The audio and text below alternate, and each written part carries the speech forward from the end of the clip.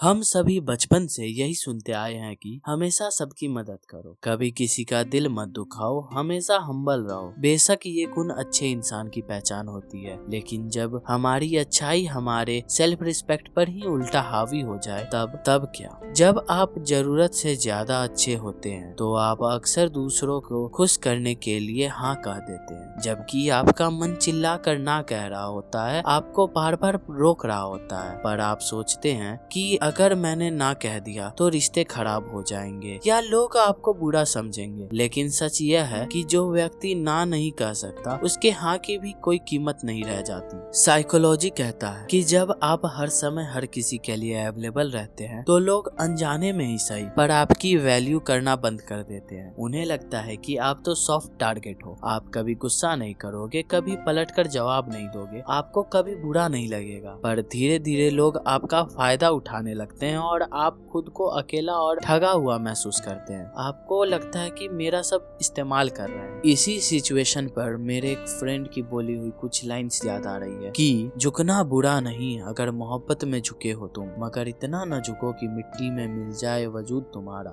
रिश्तों की हिफाजत करना जरूरी है, रिश्तों की हिफाजत करना जरूरी है, मगर याद रखना खुद को खोकर किसी को पाना है सबसे बड़ा घाटा तुम्हारा। अब देखो, एक तो अच्छा इंसान अक्सर अपनी कंप्लेंट्स और अपने एंगर को पी जाता है। वह डरता है कि अगर उसने अपनी बात रखी तो रिश्ते खराब हो जाएंगे। यह दबा हुआ गुस्सा अंदर ही अंदर आपके सेल्फ रिस्पेक्ट को खोखला कर देता है। आप दूसरों की नजर में तो अच्छे बने रहते हैं, लेकिन अपनी ही नजरों में गिर जाते हैं। हम्बलनेस का मीनिंग यह नहीं है कि आप डिसरिस्पेक्ट को सहोगे। हम्बलनेस और सेल्फ रिस्पेक्ट में बहुत बड़ा अंतर है। सेल्फ रिस्पेक्ट का मीनिंग ये है कि आप अपनी बाउंड्रीज को तय करते हो। अगर कोई आपकी बाउंड्रीज को लांघ रहा हो तो वहाँ खड़े होकर आप उसका विरोध करोगे, ना कि आप अपने सेल्फ रिस्पेक्ट को दांव पे लगाओगे। अपनी सेल्फ रिस्पेक्ट की सुरक्षा आपको स्वयं करनी होती है, यही आपका कर्तव्य है, ना कि वहाँ हम्बल बने रहना। अच्छा होना और बेवकूफ होना, इन दोनों के बीच एक बारीक लाइन होती है। आपको स्टोन हार्टेड नहीं बनना है, लेकिन आपको अपनी प्रायोरिटीज तय करनी पड़ेगी। जैसे कि बाउंड्री सेट करो, लोगों को बताओ आपको क्या पसंद है और क्या नहीं।